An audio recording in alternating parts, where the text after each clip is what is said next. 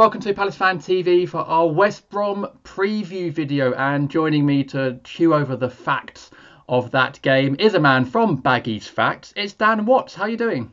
Not so bad, thanks. Yourself? Very good, thank you, and thanks for joining us here on PalaceFanTV. Now, it's Palace versus West Brom on Saturday, the Pulis Derby, as some people call it. Tony Pulis has now been at West Brom, about the same sort of time he was at Palace. How are West Brom fans finding him? Were you pleased when he came, and are you still pleased with him now?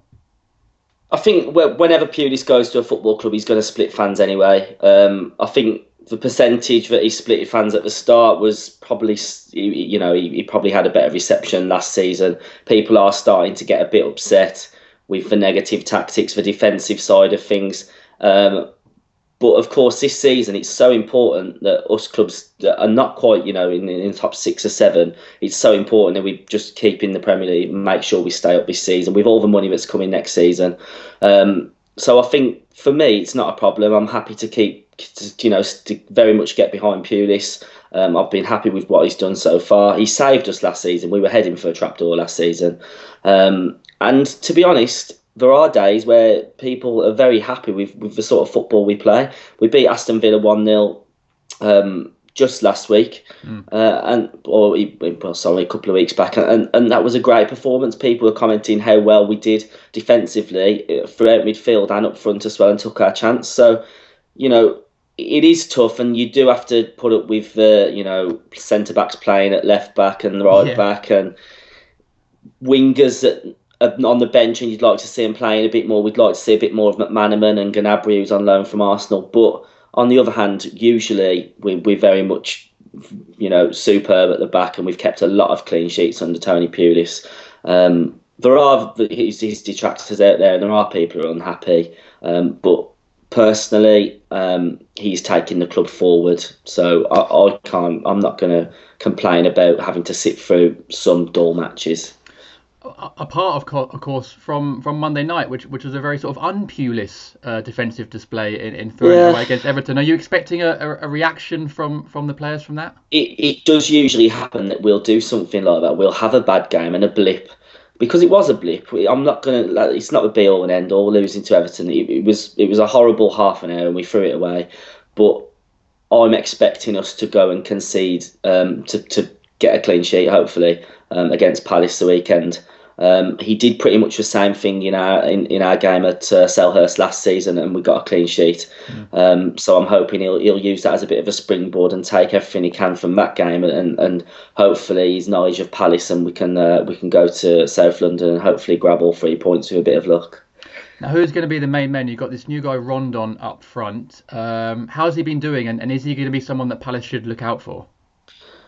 I'm part of like a fans group that goes and has conversations with the club every few months, and it's quite interesting. We had our technical director at the last meeting, and he explained that the Rondon deal was something that many clubs well above Albion, well above what we can do usually with money, have commented what a great signing it was. So, I think people inside the game are very impressed with the fact that we've signed Rondon. And if you look at his career record, he's got 1 goal in pretty much every 2 games. So he does look a bit rusty around the edges, and he has struggled slightly. But there is a period of adaptation to the Premier League. It's a completely different league to many, and it's very physical, and it will be different to a football he was playing in Russia. But if you look at it on the whole, he scored 1 goal in a team that doesn't score a great amount of goals. And he's assisted once, which was superb. And his link-up play is pretty decent. He didn't have the best of games on Monday night, but it happens. No one's 100% all the time. And I think Baggies fans are very impressed with him. Brown Day, who we had last season, who we've sold to Olympiacos, completely different player. And we backed him even though he really wasn't doing so well. But with Rondon, I think the feeling's slightly different with Brown Day. I think we genuinely feel he's going to come good and score a good amount of goals this season. Now, what about another striker, Saide Berahino? You're saying fans are backing Rondon. Are fans backing him, given that whole transfer mess, or do people want him to just get out? The goal against Aston Villa, our rivals, certainly helped. It helped 100% for him. It turned things around for him. Personally, I'd feel I was a bit of a hypocrite if I was to get on the cheering Berahino bandwagon, because I've been quite critical of him and his behaviour. He's made headlines on newspapers, red top newspapers. He's done some stupid things. He's had fights with our other members of the team. He's acted very childishly throughout his time at the Baggies, and he seems to have forgotten the fact that we've nurtured his career and we've got him to the point that he's at now. And it's frustrating when he seems to forget that and post a picture of himself lounging about on an aeroplane, thanks to all the money that us fans paying season tickets and Sky subscriptions. And his attitude of not wanting to play for a club again after missing out on a transfer deal which was never going to go through. It was never going to go through. Tottenham did not put any money down at all for Berahino that was even worth considering. So I think the fact that he can't be disappointed with the club for not selling him for a price which is nowhere near his asking price. It's almost a compliment to Berahino that we're not willing to just accept a paltry offer from Tottenham for him and bow down to the big clubs and say, there you go, have your way. I just feel that Berahino has took it way too far. And for me, he's going to have to do a lot more than score against Sevilla to get back in my good books personally. But of course, a lot of fans, what Premier League supporters are like. I'm not saying that Baggies fans are fickle, but I'm just saying he scored a winning goal against Sevilla, and people are backing him, which is good. And I'm happy for him to score goals, and I'm happy for him to do well. But I'm just not shouting from the rooftops about it. Do you think sometimes that you can have a talented player, but if they unbalance the squad too much, then maybe it's better that they're not there?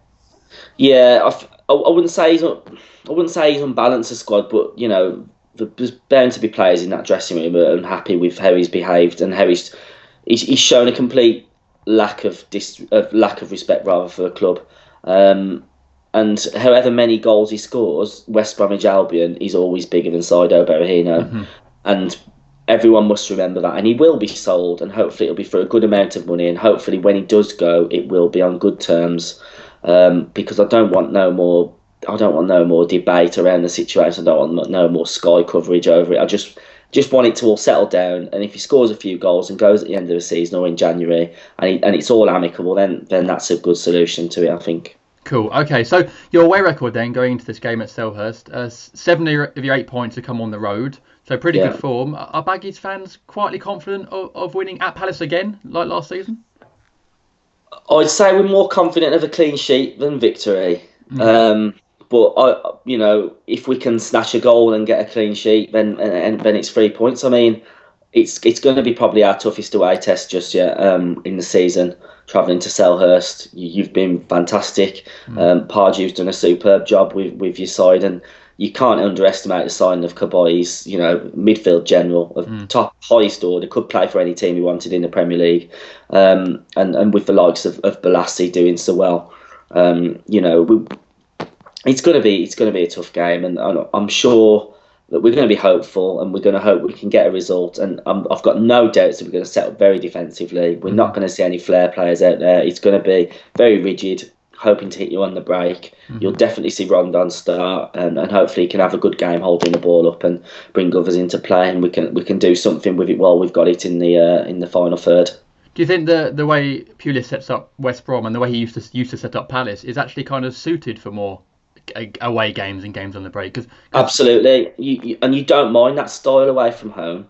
I think it's more in home matches where you get slightly disappointed with 70 minutes in sitting back for a 2-1 win like we did against Everton and then failing to do so. I think being able to go away from home, set up so solidly that the home team are barely getting a shot at target, and it frustrates the home fans as well, which is always it always helps. I mean, years gone by, crowds were different, but very much now, even at like the likes of Palace, if you haven't got the fans on side, it gets really tough. And if we can keep Selhurst as quiet as we can, and hopefully go into the second half with a 0-0 or a clean sheet, maybe we can snatch victory. But anything could happen in this game, and I'm pretty sure that Palace fans are going to be confident themselves, and they've got every right to be honest. So can I push you for a prediction then for Saturday?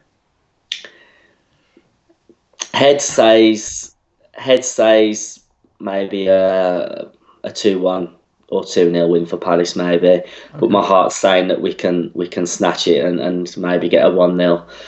1-0 win made with probably Berahino or Rondon picking up the goal. There you go. It's going to be a close one either way, whichever way it goes. Dan, thanks very much for joining us. Not a problem. Really appreciate it. You can check out Baggies Facts. There'll be a link in the description below this video. Don't forget to subscribe to PalaceFanTV for weekly preview and review videos. Follow us on Facebook and Twitter. Drop a like on the video if you enjoyed it, and comment below with your thoughts on the game. Will Palace win, or will the Baggies snatch it again? Thanks for watching, and we'll see you again soon. Cheers, bye.